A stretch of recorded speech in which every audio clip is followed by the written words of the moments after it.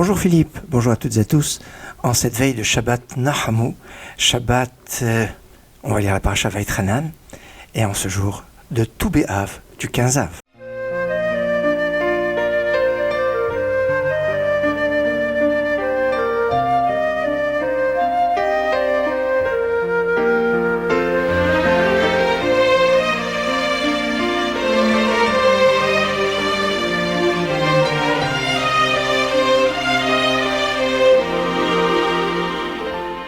Et oui, aujourd'hui nous sommes Tou B'Av, littéralement le 15 Av. Quand on veut faire 15 comme pour Tou Bishvat, on met un tête avec un Vav. Tête, valeur numérique c'est le 9, le Vav c'est 6, 9 et 6 ça fait 15. Et c'est donc la date d'aujourd'hui, le 15 Av. Mais remarquez que pour former le 15, on met un tête qui nous évoque peut-être tête, c'est le 9 Av. Ça nous rappelle peut-être le 9 Av et le deuil. Que l'on lit avec un Vav. Le Vav a la qualité à la fois d'être une conjonction de coordination pour relier les mots, relier toutes les notions, mais aussi pour transformer, ce qu'on appelle le Vav Haïpour, qui transforme en hébreu biblique le passé en futur et le futur en passé, et ça va transformer le deuil en Yom Tov. Oui, on dit dans la Gemara, dans le traité Ta'anit, page 26 vers numérique du nom de Dieu, eh bien, Lo hayu yomim tovim leIsraël ki chamisha asar b'Av et Yom Kippourim. Il n'y avait pas de jour de fête. Il n'y a pas marqué des jours de simcha. Il n'y a pas marqué des jours de joie. Il y a marqué des jours de fête. Yom Tov. Alors, c'est vrai que le Yom Tov va être lié à la Simcha, mais il faut être précis sur le texte. C'est pas marqué Yom Simcha. D'ailleurs, jour de Kippour, c'est pas un jour de Simcha, c'est pas un jour de fête dans le sens de joie. C'est un jour où il y a une certaine joie qui est liée au pardon des fautes. Alors, la Simcha vraiment, c'est Chag Sukkot. C'est Zman Simchatenu. Toujours est-il que c'est un Yom Tov. C'est-à-dire Yom Tov, eh bien, remarquez que dans Tov, vous retrouvez To, comme dans Tou B'Av, avec un bet en plus. Le bet qui est la première lettre de la Torah, Bereshit bara Elohim, et c'est peut-être ici la clé du sens de Yom Tov, le jour qui est bon, qui nous lie au bon. Qu'est-ce qui est bon? Qu'il est Kartov Natati Lachem. Je vous ai donné une part qui est bonne, c'est la Torah. L'étude de la Torah est une clé qui nous amène à la vraie simcha, à la vraie joie. C'est ça la clé fondamentale. C'est pour ça que le jour du 9 Av, on n'avait pas le droit. On n'avait pas le droit d'étudier la Torah. Alors, sauf des choses tristes, parce qu'il est marqué Pekud Hashem et Sharim, mais ça me relève. Les lois de Dieu sont droites. Elles réjouissent le cœur. Ainsi, la joie qui nous est communiquée pour le jour de Tou B'Av, c'est la joie par l'étude de la Torah, parce qu'on nous dit que c'est le jour où on cassait les haches, parce qu'on arrêtait de couper le bois qui était manquant au début du deuxième temple, parce que il n'y avait pas beaucoup de forêts autour de Jérusalem, et 8 familles se sont désignées pour offrir le bois et qui permettait donc de faire brûler les sacrifices dans le temple. Mais ce bois on le coupait jusqu'au 15 Av, parce qu'on voulait qu'après ce bois puisse bien sécher et afin qu'il ne soit pas véreux. Or à partir du 15 Av, on dit que le soleil perd de son intensité, on va espérer, perd de son intensité, et donc on ne coupait plus le bois à partir du 15 Av. Et si on coupe plus de bois, donc on a du temps, et si on a du temps, de la vacance, du temps libre, eh bien c'est pour le consacrer à l'étude de la Torah. Peut-être un essence des vacances pour faire des choses qu'on n'a pas trop l'habitude de faire, pour pouvoir redécouvrir, se ressourcer. C'est quelque chose de remarquable. Et pour pouvoir s'ouvrir à cela, eh bien c'est cette connexion que le Vav, cette conjonction de coordination qui est liée aux têtes, qu'on aurait pu imaginer comme quelque chose de négatif. Le Vav qui va être le Vav de l'étude. L'étude par excellence, c'est l'étude de la Torah orale. Déjà, la Torah orale qui est basée sur le principe des 6 ordres de la Mishnah, le Vav, mais aussi qui est lié par l'association d'idées, les liens. La Torah orale fonctionne de cette façon, mais la Torah écrite est aussi basée sur le principe du Vav, puisque la plupart des parachiotes de la Torah commencent toutes par un Vav, sauf quelques-unes, comme la paracha la semaine dernière, et les Devarim, mais cette semaine Vaïtranan, et la plupart commencent par un Vav. colonnes du Sefer Torah, les 245, mais en fait, il y a 5 exceptions, on va dire, mais toutes commencent par ce qu'on appelle Vav et Hamudim, les Vav qui sont en haut de chaque colonne dans le Sefer Torah, et bien en haut des 42 lignes, la première lettre en général, eh bien, sur 239 colonnes en tout cas, eh bien c'est un Vav. Le Vav des Hamudim. Hamoud, c'est une colonne, mais Hamoud, ça nous fait penser aussi à Omed, Amida, la prière. Connexion entre prière et étude, et quelque chose que l'on retrouve à travers la lecture des Télim, des psaumes, qui sont à la fois une étude et à la fois une prière. Mais on retrouve cette notion de prière aussi avec le Hamoud, puisque la prière par excellence s'appelle la Hamida, et la colonne du Sefer Torah s'appelle un Hamoud. La connexion se fait facilement, d'autant plus que on va apprendre justement le lien entre la posture debout et la prière de Pinchas. Vayamot Pinchas Vayfalel, comme c'est marqué dans les psaumes. Et Pinchas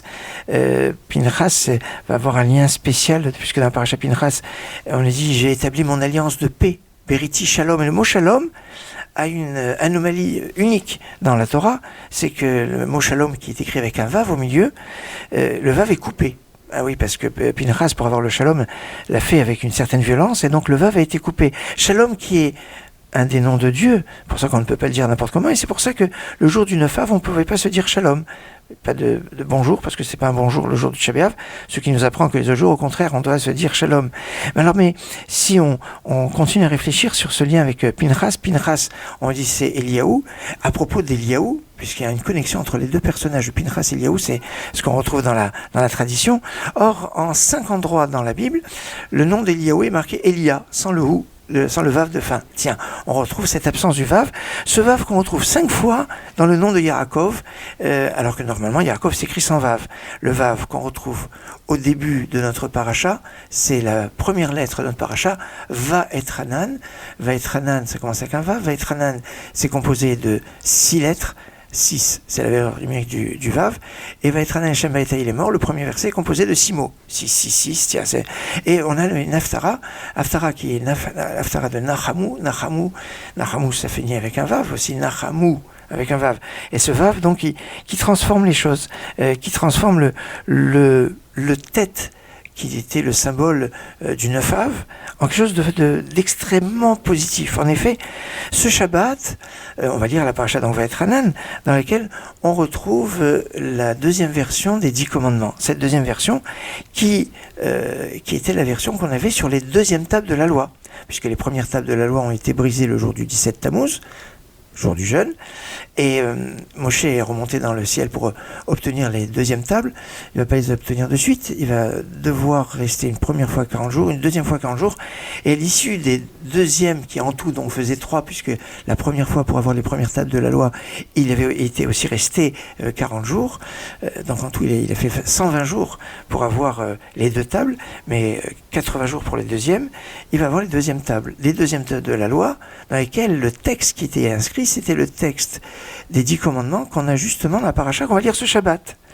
Et ce qui est magnifique, c'est qu'il y a une lettre absente dans les premières tables, une lettre absente dans la première version des 10 commandements qu'on trouve dans l'Exode, dans la paracha Yitro, c'est la lettre tête, justement. Et on dit que la lettre tête ne devait pas figurer dans les premières tables, parce qu'elles étaient amenées à être détruites, à être brisées. Et le tête ne doit pas se briser. Tiens, le tête, c'est le symbole de la lettre qui ne doit pas se briser, parce qu'elle évoque le tov. Le tov qui se trouve dans les 10 commandements, dans la deuxième version, lié au respect filial, au respect du père et de la mère. Alors il y a ce tête, qui est peut-être la 22e lettre de l'alphabet, puisqu'il y a 22 jours du 17 Tammuz au 9 Av, en comptant le 9 Av, et que le 9 Av, c'est peut-être justement ce tête qui se transforme de jour de commémoration de la destruction en jour où il y a le côté indestructible du tête. Et ici, il y a quelque chose qui est fort et qui va être lié avec justement l'alphabet. L'alphabet qui est mis en exergue justement le jour du 9 Av. Le 9 Av, où on lit la Megillat Echa, les lamentations de Jérémie. Et comme on a eu l'occasion déjà de l'expliquer, la Megillat Echa a cette particularité, ces lamentations, c'est écrit en 5 chapitres. 5 chapitres.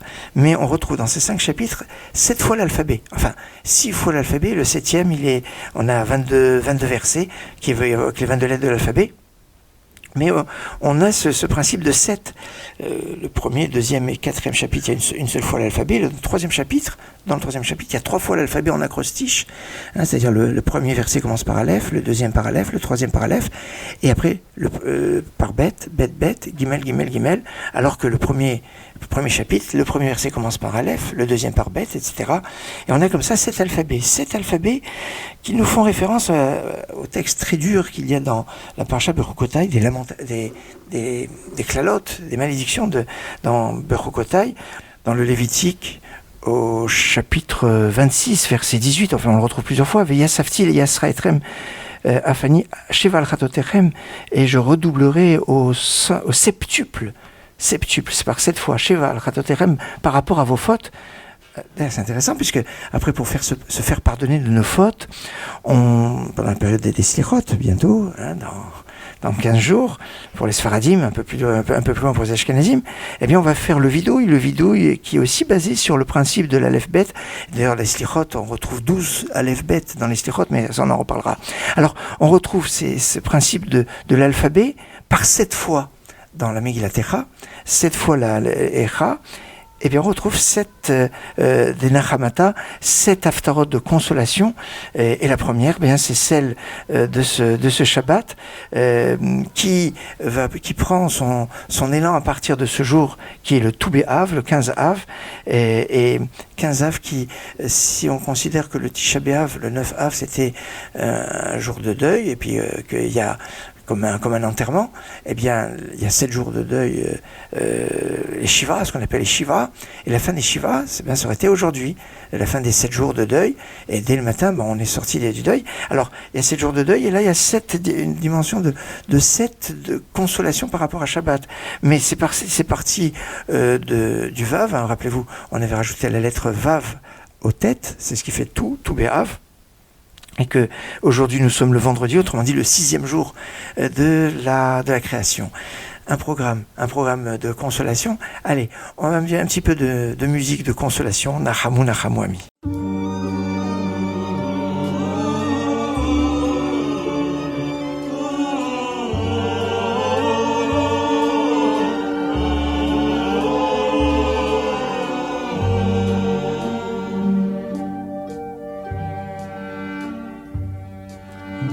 Nachemu, Nachemu, Ami, Yoimar, Eloi Keichem.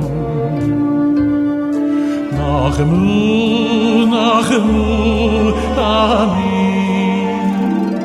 Yoimar, Eloi Keichem. Daberu Alev Yerushalayim Vekiru Eleha Ki Mola Teva Ki Nirtza Avayna Ki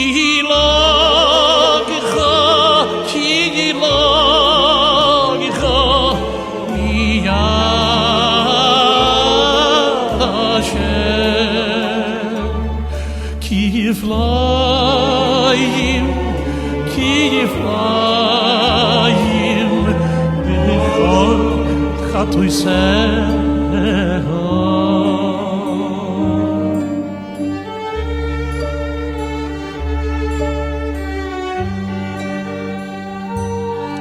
Nachemu, Nachemu, Ami, Yoimar, Eloi Keichem. Nachemu, Nachemu, Ami, Yoimar, Eloi Keichem.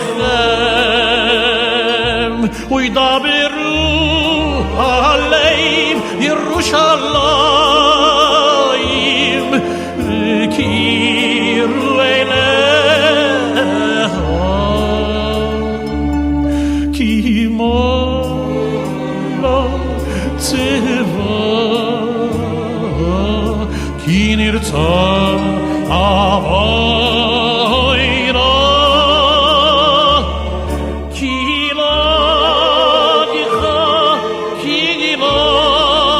לגיך מיד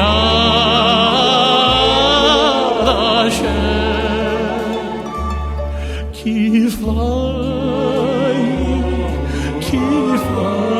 כפליים בכל התויסר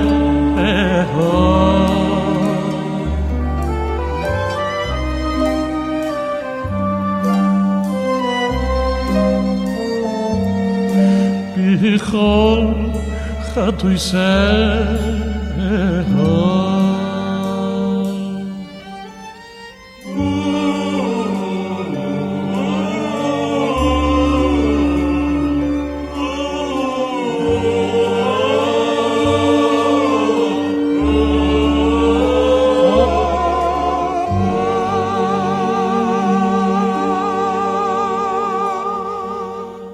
Benzion Schenker, Nachamu, Nachamu Ami.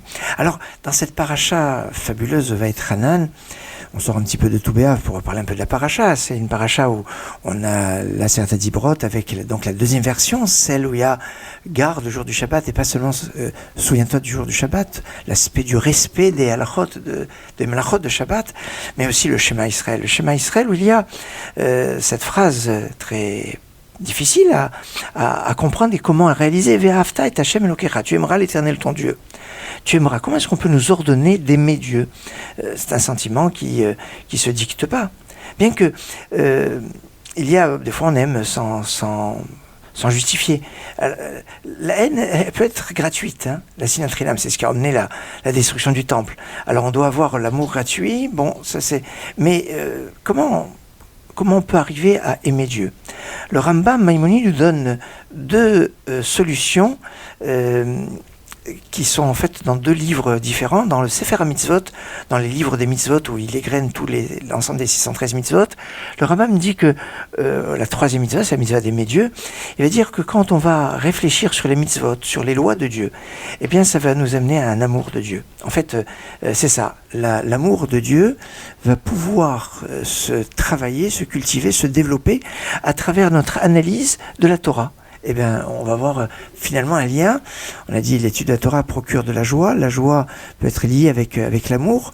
C'est pour ça que quand il y a un mariage amour, il y a la joie, la simcha, khatan vekala, donc la connexion est bonne.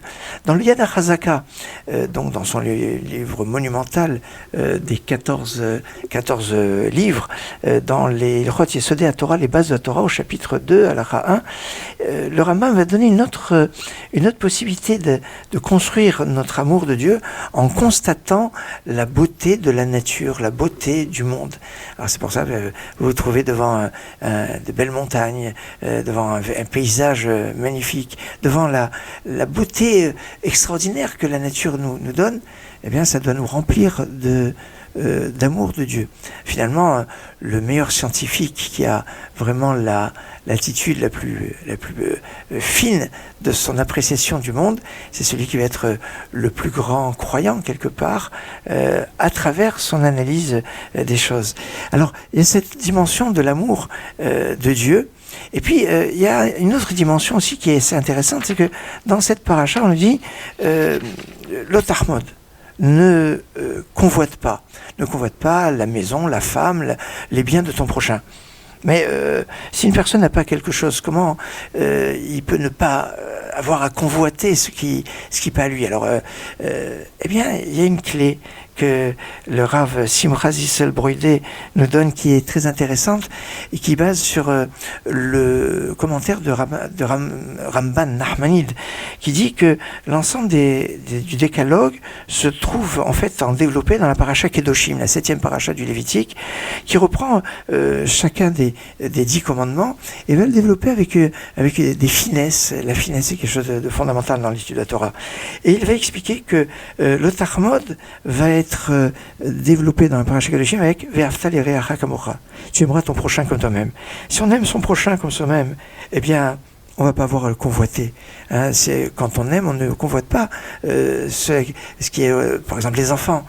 Nos enfants, on les aime, ben on va pas convoiter ce qu'ils vont avoir. Au contraire, on va souhaiter qu'ils aient des choses qu'on n'a peut-être pas eues. Si dans notre jeunesse, s'il nous a manqué des choses, on voudra que nos enfants n'aient pas à peiner, n'aient pas à souffrir de souffrances que nous, on a pu avoir dans notre enfance. C'est ça, cette dimension d'amour, cette dimension qui va permettre d'être loin à des milliers de lieux de la convoitise qu'on pourra avoir. L'otachmod, tu ne convoiteras pas, c'est lié à Ve'afta l'ereacha kamocha, tu aimeras ton prochain comme toi-même.